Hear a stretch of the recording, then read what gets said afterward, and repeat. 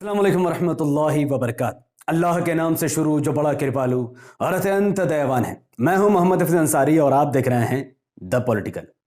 उत्तर प्रदेश विधानसभा election 2022 अब बहुत जल्द शुरू होने वाला है। 10 फरवरी 2022 में पहला चरण का मतदान होगा। उसके बाद 7 चरण में कुल ये चुनाव किए जाएंगे और 7 मार्च 2022 को यह चुनाव खत्म हो जाएगा। 10 मार्च 2022 को पूरे भारत को यह पता चल जाएगा कि उत्तर प्रदेश में किसकी सरकार बनेगी और कौन मुख्यमंत्री बनेगा। गोदी मीडिया की अगर मानी जाए तो बीजेपी 239 से 245 विधानसभा की सीटें जीत सकती है। समाजवादी पार्टी 119 से लेकर 125 सीटें जीत सकती है। बहुजन समाज पार्टी लगभग 30 सीट और कांग्रेस 5 से 8 सीट जीत सकती है। गोदी मीडिया के हिसाब से बीजेपी सरकार बना लेगी, लेकिन जमीनी स्तर पर यह बात सही नहीं है। एक अनुमान के हिसाब से यह बताया जाता है कि BJP 195 seat, Samajwadi party 165, Bahujan Samaj party 22, AIMIM 15, Congress 3 और अन्य पार्टी के लोग 3 सीटें जीतेंगे। इसके हिसाब से एमआईएम के बिना कोई भी पार्टी सरकार नहीं बना रही, यानी 2022 में कोई भी बड़ी पार्टी अकेले अपने दम पर चुनाव नहीं जीत सकती है, सरकार नहीं बना सकती है। एमआईएम के ये 15 सीट के फैक्टर पर ही आज इस वीडियो पर हम लोग बात करें कि वो कौन सी 15 सीट होगी जहां पर एमआईएम एक तरफा सिर्फ मुस्लिम वोटों के दम पर ही जीत सकती है। एक सर्वे करवाया गया उत्तर प्रदेश में जिसमें बताया गया कि 19.74% मुसलमान एआईएमआईएम के साथ है, यानी कुल उत्तर प्रदेश में 5 करोड़ की आबादी मुसलमानों की है लगभग, जिसमें से 19.74% आबादी का एआईएमआईएम का साथ देने का मतलब है कि इस वक्त एमआईएम के पास 1 करोड़ से भी ज्यादा मुस्लिम वोटर्स मौजूद है। इसमें कुछ दलित और यादव भी है। इसका मतलब है कि एमआईएम को अब 15 सीट जीतने में तो कोई दिक्कत होने वाली है नहीं।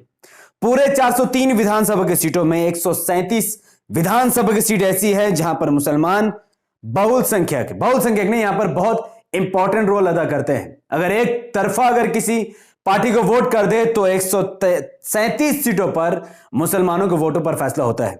वही 47 सीट ऐसी है जहां पर मुसलमान 30% से ज्यादा आबादी रखती है, यानी लगभग 70,000 वोट, 30% मुसलमानों का वोट 47 सीटों पर है। पर आज के वीडियो में मैं सिर्फ 15 सीटों पर ही बात करूंगा। इंशाल्लाह आने वाले वक्त में अगर डिमांड रही तो उन सीटों का भी जिक्र करेंगे जहां पर इमाम जीत सकती है।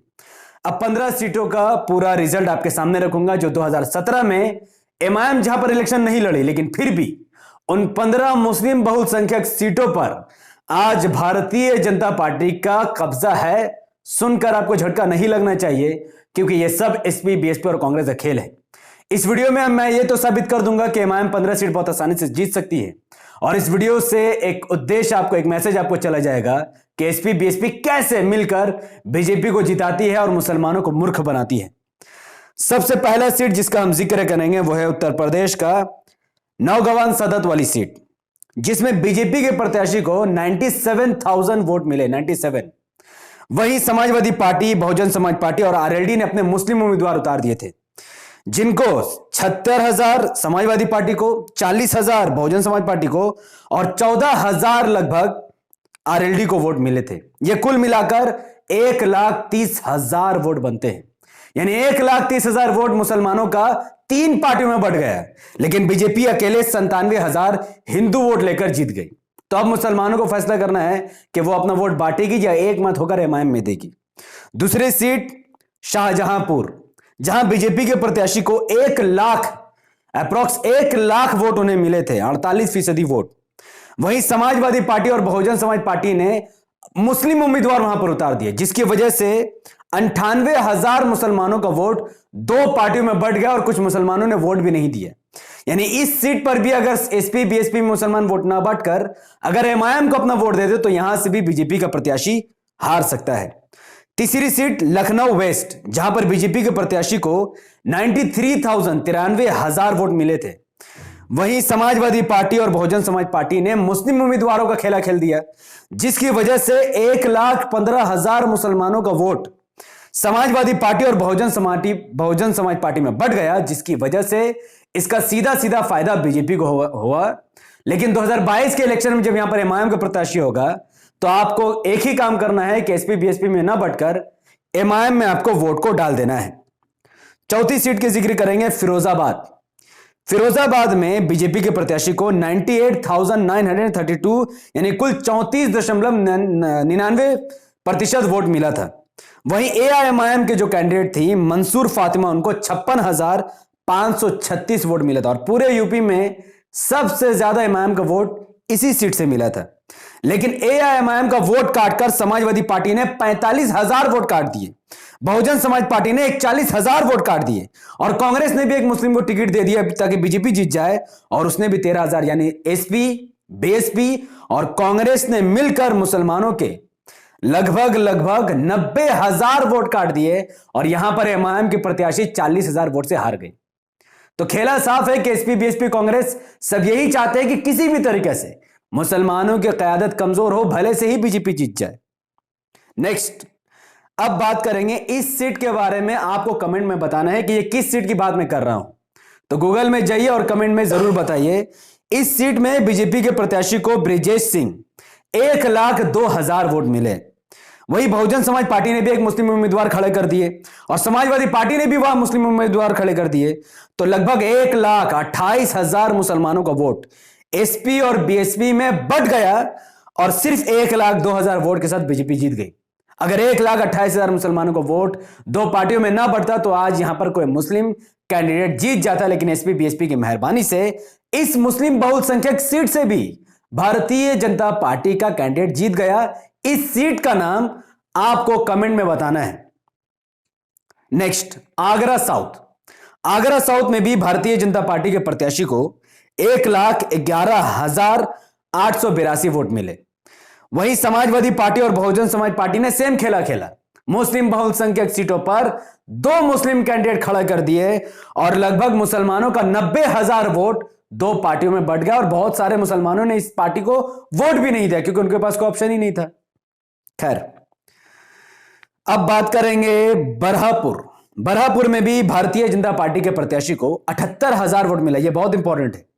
78,000 वोट के साथ भारतीय जनता पार्टी का प्रत्याशी जीत गया, लेकिन कांग्रेस और बहुजन समाज पार्टी ने वहां पर दो मुस्लिम प्रत्याशी खड़े कर दिए, जिसकी वजह से 1,19,000 मुसलमानों का वोट बीएसपी और कांग्रेस में बट गया, जिसकी वजह से 1,20,000 वोट से कोई मुसलमान कैंडिडेट नहीं जीता, लेकिन मात्र 78,000 हिंदू वोट से बीजेपी का प्रत्याशी जीत गया। यह होता है कांग्रेस और बीएसपी द्वारा बीजेपी की दलाली।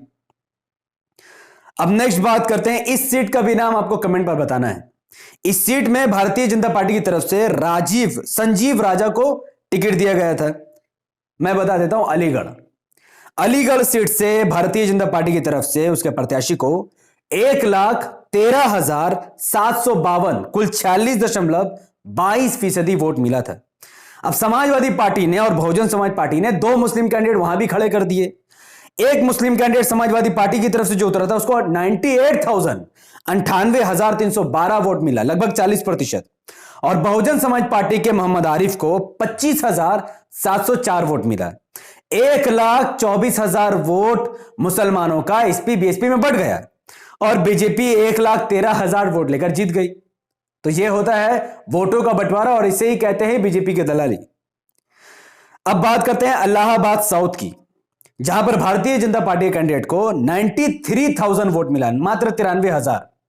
वहां पर समाजवादी पार्टी ने एक मुस्लिम प्रत्याशी उतारा और बीएसपी ने भी एक मुस्लिम प्रत्याशी उतार दिया और दोनों को लगभग 78,000 वोट मिले हैं।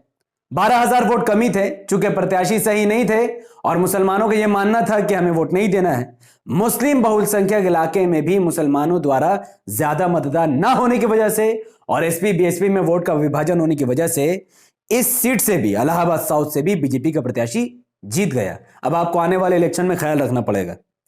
और लास्ट बात करते हैं, इस सीट का भी नाम आपको बताना है। मैं प्रत्याशी का नाम बताऊंगा, आपको उस सीट का नाम कमेंट में बताना है।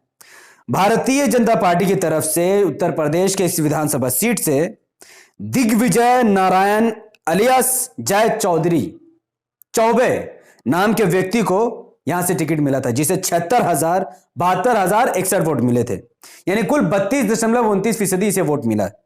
बहुजन समाज पार्टी ने एक मुस्लिम उम्मीदवार उतारा जिसका नाम मशहूर आलम चौधरी है और समाजवादी पार्टी ने भी वहां से जावेद अहमद को टिकट दिया। और एक और पार्टी है जिसका नाम है पीस पार्टी, जिसको ये लोग कह रहे हैं कि एमआईएम से अलायंस कर लेना चाहिए।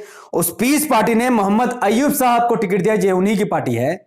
और इन तीनों को 1,26,000 वोट मिला है।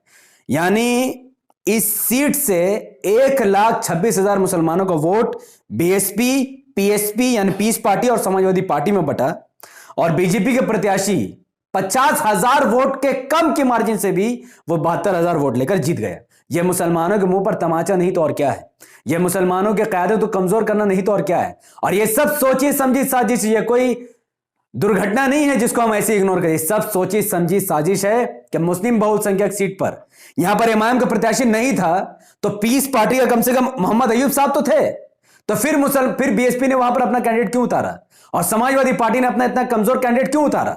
अगर बीएसपी वहां से 56,000 वोट नहीं काटती या फिर समाजवादी पार्टी के जावेद अहमद साहब 28,000 वोट नहीं काटते, तो आज मोहम्मद अयूब साहब को पीस पार्टी की तरफ से 1,26,000 मुसलमानों को वोट मिलते और इस सीट से पीस पार्टी का एक विधायक जीत जाता। पर ऐसा हुआ नहीं।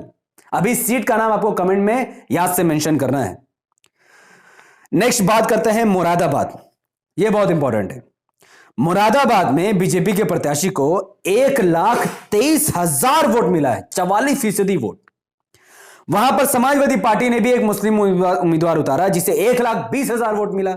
सिर्फ 3,000 वोट से वो हार गए, क्योंकि बहुजन समाज पार्टी ने वोट काटने के लिए अतीक अहमद को टिकट दिया, दूसरे अतीक अहमद, जिनको 24,650 वोट मिला। यानी यहां पर 1,44,000 मुसलमानों का वोट एसपी बीएसपी में बटा। और भारतीय जनता पार्टी ने अकेले 1,23,000 वोट हिंदुओं का वोट लेकर, यादवों का वोट लेकर, ब्राह्मण दलित का वोट लेकर उन्होंने अपनी यह सीट निकाल दी। मुसलमानों, शर्म आनी चाहिए तुम्हारे ऊपर। अब बात करते हैं पीलीभीत। यह बहुत चर्चित सीट है।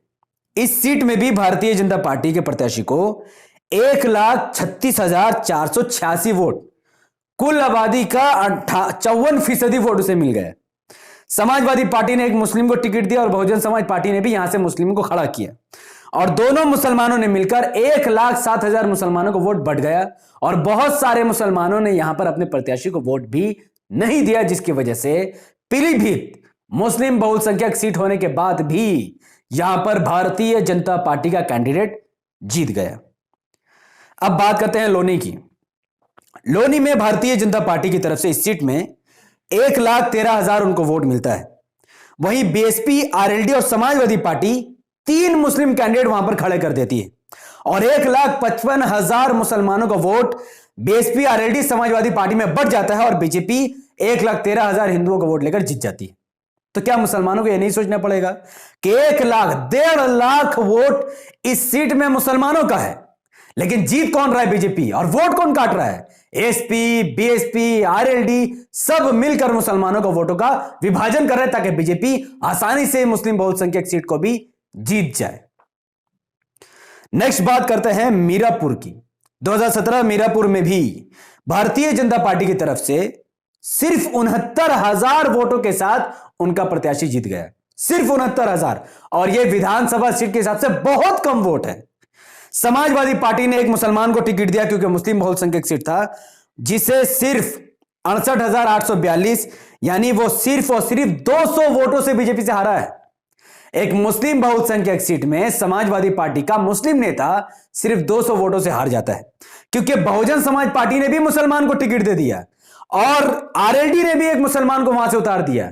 मुस्लिम बहुसंख्यक सीट मीरापुर में 3 मुस्लिम प्रत्याशी ने मिलकर 1,08,000 मुसलमानों के वोटों का विभाजन किया और भारतीय जनता पार्टी ने सिर्फ 69,000 वोटों के साथ इस सीट से अपनी जीत दर्ज कर ली। अब इससे ज्यादा क्या? खैर, लास्ट सीट पर बात करते हैं। इस सीट का भी नाम आपको कमेंट पर बताना, मैं नहीं बताऊंगा, जिसमें बीजेपी का प्रत्याशी था रंजनी तिवारी, फीमेल एक महिला प्रत्याशी थी, जिनको 99,624 वोट मिली थी। इस सीट के प्रत्याशी का नाम था रजनी तिवारी।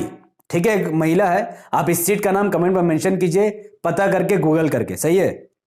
यहां पर बहुजन समाज पार्टी ने अपने मुस्लिम कैंडिडेट खड़ा किए और समाजवादी पार्टी ने भी एक मुस्लिम कैंडिडेट खड़ा कर दिए और दोनों ने मिलकर लगभग 1,20,000 वोट काट दिए और यहां से बीजेपी 96,000 वोट के साथ जीत गई। तो आप सोचो, अगर आप मुत्तहिद रहोगे, अगर आप एकजुट हो जाओगे और एआईएमआईएम को अपना पूरा वोट डालने लगोगे, कोई हारे जीते इसकी परवाह किए बगैर अगर आप पतंग के निशान पर वोट डालने लगोगे, तो यह सीट क्या, पूरी की पूरी 15 सीट जिसका लिस्ट मैंने आपको दी है वो आपकी होती, वो मजलिस की होती या किसी मुस्लिम उम्मीदवार की होती। अब फैसला आपको करना है कि जो गलती आपने 2017 में एसपी, बीएसपी, कांग्रेस, आरएलडी के प्रत्याशी को वोट देकर की है, क्या वही गलती आप दोबारा दोहराओगे, या फिर आने वाले विधानसभा इलेक्शन 2022 जो कि 10 फरवरी से स्टार्ट होकर 7 मार्च तक चलेगा और 10 मार्च उसका रिजल्ट है, इन तमाम दिनों के बीच में आपका तमाम वोट सिर्फ और सिर्फ पतंग हो जाना चाहिए। मुझे नहीं पता कि उन 15 सीटों में एमआईएम अपने कितने प्रत्याशी उतारेगी, या एमआईएम इन सीटों पर प्रत्याशी उतारेगी कि नहीं उतारेगी, मुझे नहीं पता। लेकिन अगर इन सीटों पर एमआईएम अपना प्रत्याशी उतारती है तो क्या आप सब इन तमाम सीटों पर वोट देंगे या नहीं? आप अपना जवाब कमेंट पर दर्ज कीजिए। अगर आप सबका मानना है कि इन तमाम सीटों पर एमआईएम को अपना प्रत्याशी उतारना चाहिए, तो हजारों की तादाद में एमआईएम कार्यालय पहुंचे उत्तर प्रदेश में और रिक्वेस्ट कीजिए कि वो वहां पर एमआईएम को प्रत्याशी उतारे, क्योंकि अगर एमआईएम इन सीटों पर अपना प्रत्याशी नहीं उतारते तो फिर से मुसलमानों का vote SP, BSP, Congress, RLD और पीस पार्टी में बटेगा, जिसका सीधा फायदा बीजेपी को होगा। तो आपको यह अंदाजा हो गया होगा कि अगर बीजेपी को हराना है तो मुसलमानों को एसपी, बीएसपी, कांग्रेस में वोट देना बंद करना होगा और सिर्फ पतंग यानी एआईएमआईएम पर ही वोट देना होगा। तो इस वीडियो को लाखों लोगों तक पहुंचाने की बहुत जरूरत है। हमारे पास वक्त बहुत कम है, काम बहुत ज्यादा है। आज 11 जनवरी है, 10 फरवरी को इलेक्शन शुरू होने, हमारे पास सिर्फ 1 महीना है और 1 महीने के अंदर अंदर लाखों, उत्तर प्रदेश के लाखों करोड़ों मुसलमानों को यह मैसेज चले जाना चाहिए कि अब उनके वोटों का विभाजन एसपी, बीएसपी में नहीं होना चाहिए, बल्कि सिर्फ और सिर्फ एमआईएम में जाना चाहिए।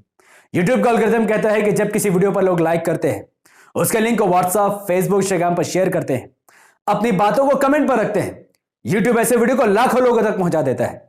तो इस वीडियो को लाइक कीजिए, इसके लिंक को व्हाट्सएप, फेसबुक, इंस्टाग्राम में शेयर कीजिए, अपनी बातों को कमेंट पर रखिए, हमारे यूट्यूब चैनल द पॉलिटिकल को सब्सक्राइब कीजिए, बेल आइकन क्लिक कीजिए, मुझे अपनी दुआ में याद रखिए। अगर आप सब इस वीडियो को हमारे Facebook channel the political news पर देख रहे हैं तो इसे अभी के अभी लाइक और फॉलो कीजिए और 5 ग्रुप में शेयर कीजिए। नेक्स्ट वीडियो में मैं प्रूफ कर दूंगा कि आने वाली सरकार बहुजन समाज पार्टी और बीजेपी की होगी, और यह सिलसिला कितना पुराना है, एक एक सीट का अंदाजा मैं उस वीडियो में आपको कर दूंगा। अगर आप सब इंटरेस्ट है तो कमेंट पर जरूर बताइए कि क्या बीजेपी बीएसपी से मिली हुई है, क्या आप सबको उसका जवाब चाहिए, हाँ या ना में कमेंट जरूर दें। अस्सलाम वालेकुम रहमतुल्लाहि व बरकातहू। अल्लाह की सलाम, तेरे रहमत बरकात आप तमाम भाई और बहनों पर हो। मैं अल्लाह भी पीस अपॉन अस।